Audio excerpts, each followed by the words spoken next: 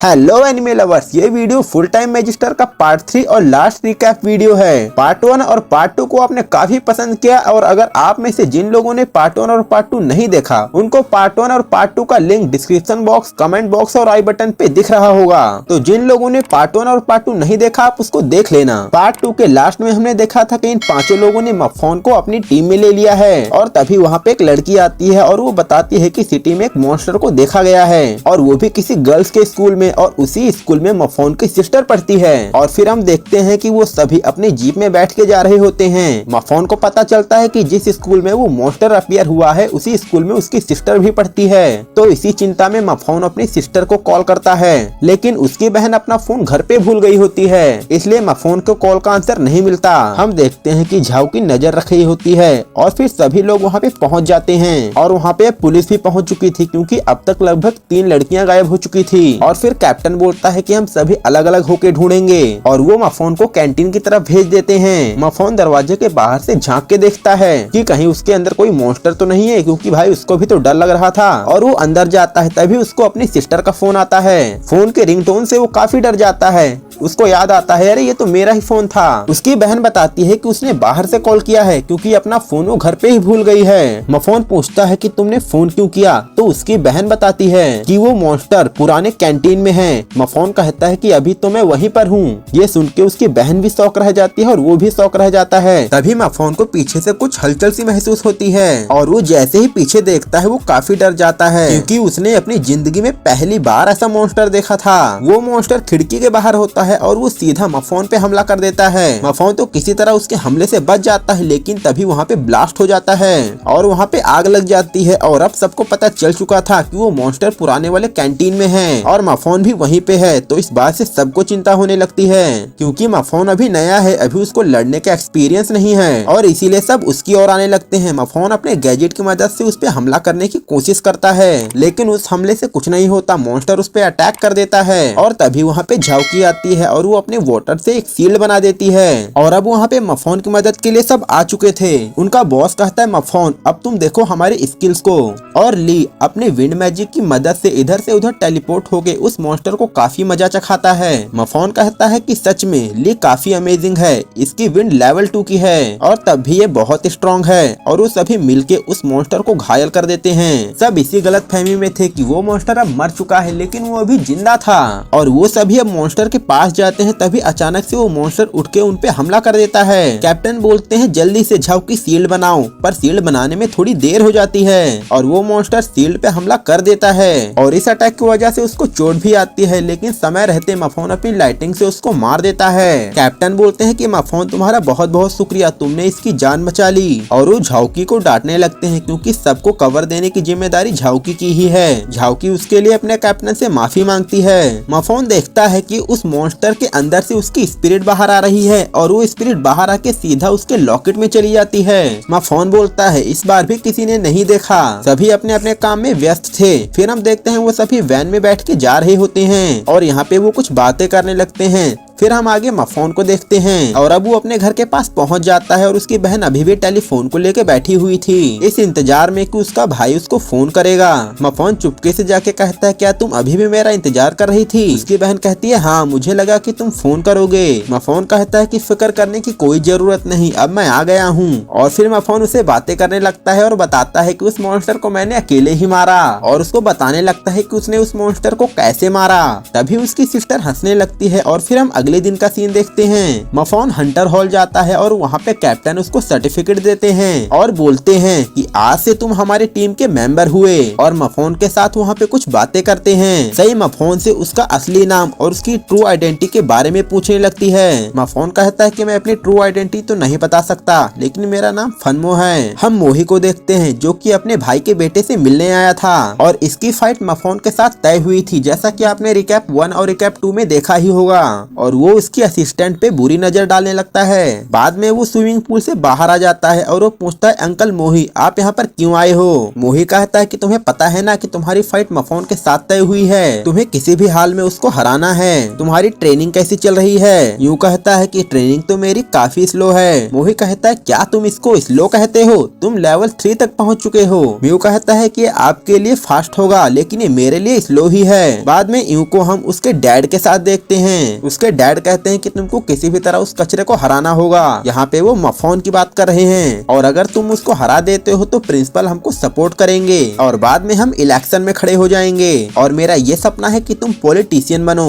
Mu कहता है तब तो काफी मजा आएगा। और फिर हम एक जगह का सीन देखते हैं जहाँ पे काफी तगड़ी रोशनी आ रही होती है और वहाँ पे एक वन आई डोल्फ होता है और वो मून की एनर्जी अब्सॉर्ब करके काफी पावरफुल होता जा रहा था। तभी सीन शिफ्ट होता है और हम मफोन को देखते हैं और ये झैंग के साथ होता है। झैंग कहता है कि आज तुम कहाँ रहते हो, आजकल तो मेरी मुलाकात तुम्हारे साथ होती ही नहीं है, शायद तुम इस समय काफी बिजी हो रहे हो। मफोन कहता है नहीं यार ऐसी बात नहीं है। वो कहता है कि आजकल तुम गर्ल्स में भी काफी पॉपुलर हो गए हो, शायद वो तुम्हारे साथ डेट पे जाना चाहती है। मफोन कहता है क्या डेट, और वो भी मेरे साथ। तभी झाओमिन उसके पास आती है और उसे पूछने लगती है कि क्या आज रात को तुम फ्री हो।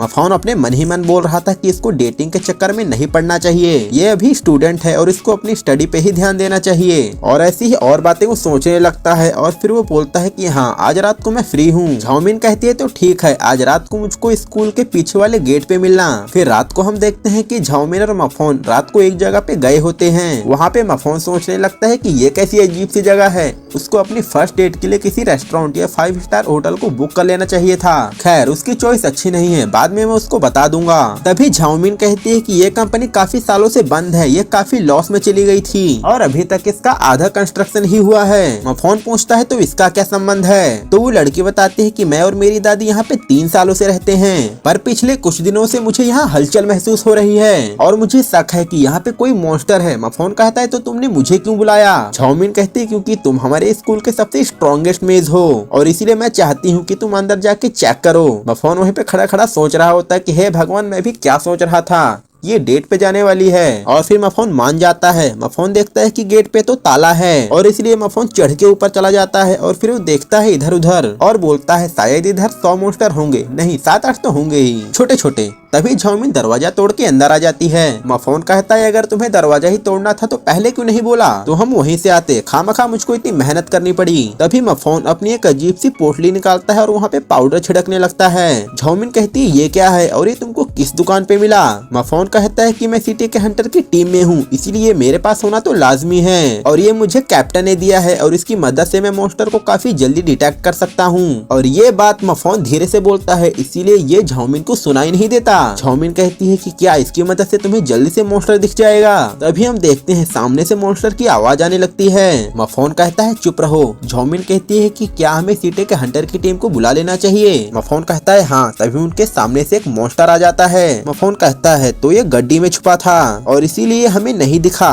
झाओमिन बोलती है कि हमें हंटर की टीम को बुला लेना चाहिए। तभी वो देखती है कि उसके मुंह से कुछ टपक रहा है। वो पूछती है कि उसके मुंह में क्या है। मफोन कहता है शायद उसके मुंह से ब्लड टपक रहा है, इसने यहाँ के वॉचमैन को मार डाला होगा। तभी झाओमिन कॉल करती है और उसके कॉल की ट्यून वो मॉन्स्टर सुन लेता है और वो उनकी तरफ आने लगता है। मफोन जल्दी से झाओमिन को उठा के बाहर की ओर भागने लगता है और कहता है तुम ऐसा कैसे कर सकती हो, क्या तुम पूरी ही नासमझ हो, तुम ऐसे अपनी ट्यून कैसे बढ़ा सकती हो। ऐसी ही बातें वो उसको बोलने लगता है और हम देखते हैं वो मॉन्स्टर उनका पीछा कर रहा होता है। मफोन और झाओमिन एक जगह पे छुप जाते हैं और मफोन वहाँ पे आग लगा देता है। मफोन कहता है वो मॉन्स्टर बाहर नहीं आ पाएगा, लेकिन वो मॉन्स्टर बाहर भी आ जाता है। वो मॉन्स्टर बहुत ताकतवर था। झाओमिन कहती है कि अब हमें क्या करना चाहिए। मफोन कहता है अब तुम यहाँ से जल्दी से चली जाओ और किसी न किसी से मिलो और अपनी दादी को सेफ जगह पे पहुँचाओ, मैं इसे संभाल लूंगा, मेरे पास प्लान है। झाओमिन कहती है मैं तुमको ऐसे अकेले छोड़ के नहीं जा सकती। मफोन कहता है जाओ, मैं इसको अकेले संभाल सकता हूँ। फिर हम देखते हैं कि झाओमिन वहाँ से चली जाती है और वो मॉन्स्टर मफोन पे हमला कर देता है, लेकिन मफोन बच जाता है। वो कहता है कि ये मैजिक AQ मुझे कैप्टन ने दिया है और इसकी वजह से मैं बच गया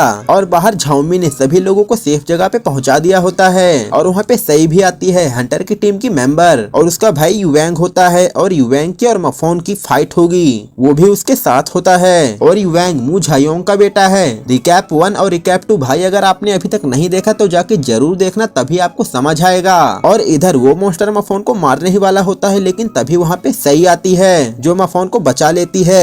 सई जब मफोन को देखती है तो वो शॉक रह जाती है। और अब हमें फ्लैशबैक दिखाया जाता है, कुछ सालों पहले सई भी मफोन के एरिया में रहती थी और मफोन और उसके दोस्त तांग झांक किया करते थे और इसीलिए मफोन उसको अभी तक याद है। वो कहती है तुम बास्टर्ड, तुम यहाँ पे क्या कर रहे हो? और सई यूं को बता देती है कि इसी के साथ तुम्हारी फाइट है और इसका नाम मफोन है। वो कहता है ओ तो ये है वो मफोन, मुझे डैड ने बताया था कि मुझको किसी मफोन के साथ लड़ना है, मैं इसको यूं यूं यूं हरा दूंगा। और फिर मफोन वहाँ से चला जाता है और फिर हम सई को देखते हैं। सई ने सबको कॉल कर दिया होता है और वो कहती है कि यहाँ पे बहुत ताकतवर मॉन्स्टर है, तुम सब यहाँ पे जल्दी से आओ। और फिर हम मफोन को देखते हैं जो कि ब्रिज के नीचे होता है। तभी उसको एक कॉल आता है और वो अपने कपड़े बदल के वहाँ से चला जाता है। कैप्टन बोलता है कि मफोन तुम लेट हो, तुम तो इसी एरिया में रहते हो, तो तुम लेट कैसे हुए? मफोन तभी अपने लाइटनिंग मैजिक से उस मॉन्स्टर पे अटैक कर देता है और उस मॉन्स्टर को भी काफी तगड़ा झटका लगता है, लेकिन वो उसकी लाइटनिंग को अब्सॉर्ब करने लगता है और वो उस आइस को भी तोड़ देता है। सब लोग काफी हैरान हो जाते हैं। तभी वो मॉन्स्टर काफी जोर से दहाड़ देता है और तभी वहाँ पे लगभग तूफान सा आ जाता है। सई बोलती है युवैंग जल्दी से अपनी आइस की एक और लेयर बनाओ। युवैंग उसके पास जाने लगता है, लेकिन वो मॉन्स्टर और भी तेज से दहाड़ देता है। युवैंग पीछे चला जाता है। उनका कैप्टन बोलता है ये हमारे बस का नहीं है, हमको किसी प्रो लेवल के बंदे को बुलाना होगा, यानी कि वो झेकोंग सर के ही किसी टीम के बंदे की बात कर रहे होते हैं। तभी वो कहते हैं कि झाओकी अपने वोटर से हमला करो। झाओकी अपने वोटर से हमला करती है, लेकिन वुल्फ को कुछ नहीं होता। कैप्टन बोलते हैं कि अब सब लोग एक साथ हमला करो। वो सब एक साथ हमला करते हैं, लेकिन इससे भी वुल्फ को कुछ नहीं होता। कैप्टन कहते हैं कि हमको किसी भी हाल में इसको मारना होगा, अगर ये यहाँ से आजाद हो जाता है तो यहाँ के लोगों को चोट पहुँचा सकता है और इसीलिए हमको इस वुल्फ को जल्दी से जल्दी हराना होगा। हम देखते हैं कि उस वुल्फ के सींग बाहर आ रहे होते हैं, यानी कि अब वो और भी ताकतवर होता जा रहा है और इस वुल्फ की आधी बॉडी अभी भी बर्फ में ही होती है। कैप्टन उस पे फायर से हमला करते हैं। सबको लगता है कि अब वो मर चुका होगा, लेकिन अब तो वो पूरी तरह से आजाद हो चुका था, क्योंकि उसकी बॉडी पे जो बर्फ थी वो फायर हमले से पिघल जाती है और अब वो वुल्फ कैप्टन को मारने के लिए सीधा उन पे झपट्टा मारता है, लेकिन समय रहते सही उन पे सील्ड बना लेती है और उसको बचा लेती है। लेकिन वो मॉन्स्टर आधी सील्ड को थोड़ा सा तोड़ देता है। कैप्टन कहता है कि अब तो ये पूरी सील्ड को तोड़ देगा। मफोन उसको बचाने के लिए उसको उठा के भागने लगता है। कैप्टन अपने फायर मैजिक से सबसे पावरफुल सील्ड बनाते हैं और उस पे सबसे खतरनाक हमला करते हैं और अब उस मॉन्स्टर के चारों ओर काफी ताकतवर फायर सील्ड हो जाती है। सबको लगता है कि अब तो पक्का वो मॉन्स्टर मर चुका होगा, लेकिन ऐसा नहीं था। वो मॉन्स्टर बाहर आता है और वो कैप्टन को काफी तेज टक्कर मारता है और कैप्टन को काफी तगड़ी वाली चोट आ जाती है। तभी सही उस मॉन्स्टर पे बर्फ से हमला करती है, लेकिन वो रिवर्स उस पे ही उल्टा हमला कर देता है। युवैंग भी हमला करने की कोशिश करता है, लेकिन वो भी नाकाम रहता है। मफोन अपने लाइटनिंग से हमला करता है और इस अटैक से वो वुल्फ थोड़ा कमजोर पड़ जाता है। सही कहते हैं इस मैजिक को थोड़ा और ताकतवर करो। वो अपनी पूरी ताकत लगाता है। वो मॉन्स्टर भी धीरे धीरे कमजोर पड़ता जा रहा था, लेकिन वो भी अपने फुल स्टेट में आता है। सबको लगता है कि अब तो वो लोग यहीं पे मारेंगे, लेकिन तभी वहाँ पे झेकोंग सर के एक टीम मेंबर की एंट्री होती है और जिसके पास विंड का मैजिक है वो सीधा मॉन्स्टर के पास जाता है और वो अपनी विंड की एनर्जी की मदद से उस मॉन्स्टर को सीधा आसमान में ले जाता है और उसको सीधा नीचे गिराता है और वो मॉन्स्टर वहीं पे दम तोड़ देता है। और मफोन भी आगे जाता है और उस मॉन्स्टर की भी स्पिरिट मफोन के लॉकेट में चली जाती है। मफोन कहता है ये फिर से हो गया। तभी मफोन उस विंड वाले बंदे के पास जाता है और कहता है कि आप तो बड़े कमाल के बंदे हो, मेरे दोस्त के पास भी विंड है। वो बंदा कहता है कि तुम्हारे पास तो लाइटनिंग है, तुम फ्यूचर में बहुत आगे जाओगे। और उसके बाद वो कैप्टन को बोलने लगते हैं कि इसके पास तो लाइटनिंग है, ये तुमको कहाँ पे मिला, इसको संभाल के रखना। और फिर बाद में हम देखते हैं कि मफोन चुप चुप के जा रहा होता है कि उसको कोई देख ना ले, लेकिन तभी उसे पीछे से आवाज आती है। वो गिर जाता है और पीछे झाओमिन होती है और वो मफोन को देख के उसको गले लगाती है और कहती है कि मुझको तुम्हारी बहुत चिंता हो रही थी, तुम अब तक कहाँ थे, मुझे लगा कि तुम्हें कुछ हो गया।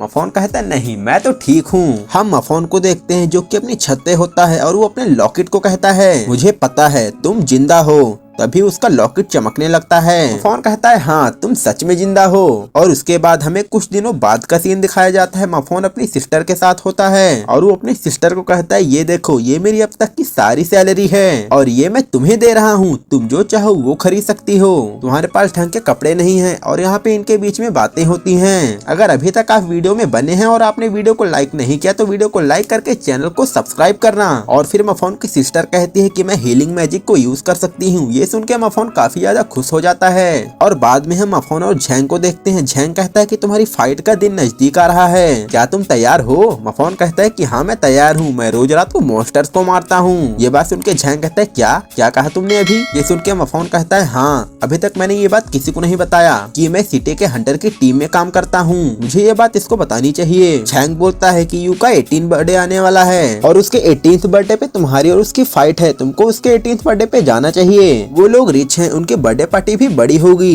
तभी उनकी टीचर यूए आती है और कहती है कि तुमको प्रिंसिपल ने बुलाया है। मफॉन कहता है मैं उन्हीं का वेट कर रहा था कि कब वो मुझको बुलाएंगे। बाद में हम मफॉन को प्रिंसिपल सर के ऑफिस में देखते हैं। प्रिंसिपल सर कहते हैं मफॉन तुम्हें किसी भी हालत में जीतना होगा, तुम्हें इस यूएंग को हराना होगा और अगर यूएंग जीतता है तो हमको पॉलिटिकली उनको सपोर्ट करना होगा और मैं नहीं चाहता कि मू फैमिली इलेक्शन में जीत जाए और इसीलिए तुमको जीतना ही होगा। मफॉन कहता है कि सर आप घबराइए मत, मैं किसी भी हालत में जीत जाऊंगा, मुझे मू झायोंग से बदला जो लेना है। और फिर उनके बीच वन आइडोल्स के बारे में बातें होने लगती है। सीन शिफ्ट होता है और हम मू झायोंग और उसकी बेटी को देखते हैं। उसकी बेटी कहती है कि आप श्योर हो उन दोनों की फाइट पब्लिकली करवाने के लिए? मू झायोंग कहता है कि क्या तुम्हें यूएंग की चिंता हो रही है? तुम उसकी चिंता मत करो, वो किसी भी हाल में जीत जाएगा क्योंकि वो हमारे क्लैन का सबसे टॉप मेज है और वो सबसे यंगेस्ट है, वो किसी भी हाल में जीत ही जाएगा। मैं उस मफॉन को सबक सिखाना चाहता हूँ, मैं उस पे बिल्कुल भी दया नहीं दिखाऊंगा, उसने बार बार मेरी इंसल्ट की है। बाद में उसकी बेटी उठ के वहाँ से चली जाती है। रात को हम मफॉन को देखते हैं जो कि पहाड़ी पे बैठा हुआ होता है और तभी उसे पीछे से आवाज आती है। वो कहता है कि मुझे पता है ये तुम ही हो। वो कहता है तुम यहाँ पे आके बैठ सकती हो और वहाँ पे मू झायोंग की बेटी होती है और वो मफॉन की चाइल्डहुड फ्रेंड है और उसके पास आके बैठ जाती है और कहती है कि क्या तुम सच में श्योर हो कि तुम यूएंग से लड़ना चाहते हो? वो बहुत ही स्ट्रॉन्ग है। मफॉन कहता है कि मैं किसी भी हालत में उसको हरा के रहूंगा। उस मू झायोंग ने मेरे पिता की काफी इंसल्ट की थी। हमें पता चलता है कि कुछ सालों पहले मू झायोंग की बेटी यानी कि उसकी दोस्त उसके पास आई थी और मफॉन की दोस्त ने कहा था कि तुम मुझे यहाँ से कहीं दूर ले चलो, मुझे यहाँ पे नहीं रहना। और बाद में मफॉन मू झायोंग की बेटी को लेके कहीं चला गया था। लेकिन बाद में जब ये बात मू झायोंग को पता चली तो उन्होंने मफॉन के डैड को बहुत मारा और कहते हैं कि अगर ये गलती दोबारा हुई तो मैं तुम्हारे बेटे के दोनों पैर तोड़ दूंगा।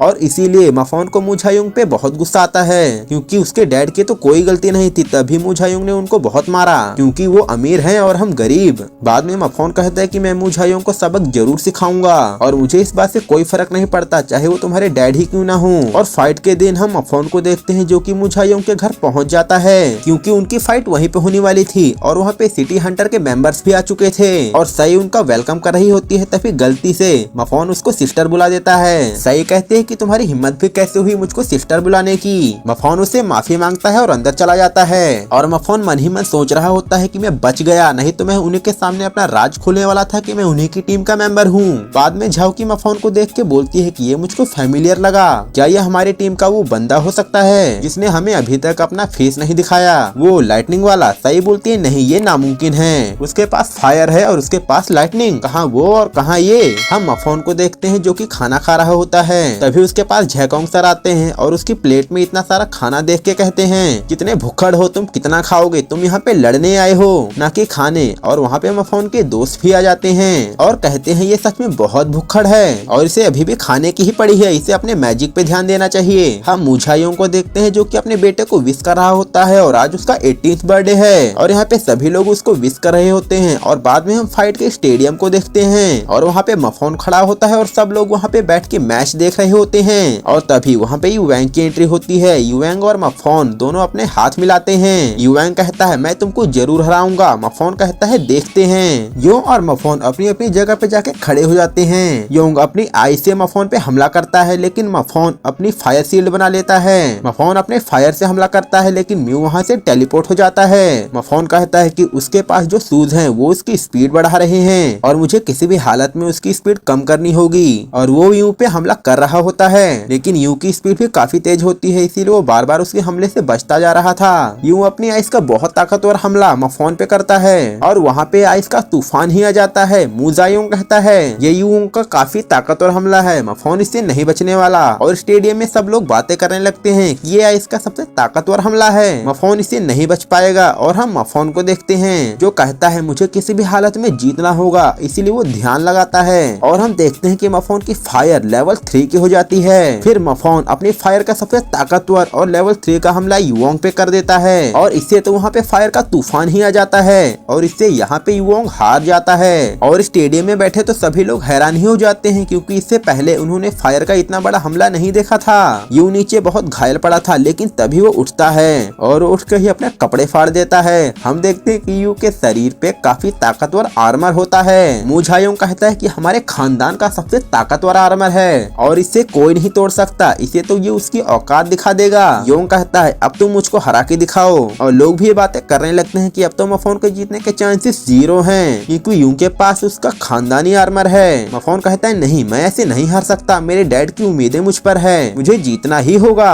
फिर वो अपने लाइटनिंग का यूज करता है। ये देख के तो सब लोग हैरान ही रह जाते हैं। प्रिंसिपल सर कहते हैं सच में इसके पास लाइटनिंग है। झैकोंग सर कहते हैं मुझे तो पहले से ही पता था कि इस लड़के में कुछ खास बात है। और सिटी के हंटर की टीम के मेंबर बोलने लगते हैं अरे ये तो वही बंदा है जो हमारे साथ काम करता है। सही बोलते हैं मुझे तो यकीन नहीं होता कि वो मफोन ही है जो हमारे साथ काम करता है। मफोन के दोस्त भी बहुत खुश हो जाते हैं जब उनको पता चलता है कि उनके दोस्त के पास 2-2 एलिमेंट है। और यूं का मुंह तो खुला का खुला रह जाता है जब वो उसके पास लाइटनिंग देखता है। म्यू हार जाता है। मफोन कहता है तो देख ही ली तुमने मेरी ट्रू पावर। और इसी के साथ सीजन 1 का लास्ट एपिसोड यहीं पे खत्म होता है। तो सीजन 2 में आपको मिलना है या नहीं कमेंट में बताना और इसका पार्ट 1 और पार्ट 2 भी देखना। एनिमे अच्छा लगा हो तो वीडियो को लाइक करना और चैनल को सब्सक्राइब करना। और अभी एंड स्क्रीन पे आपको और भी एनिमे दिख रहे होंगे, उसको भी जरूर देखना, काफी मजा आएगा। मिलते हैं अगले वीडियो में, तब तक के लिए बाय।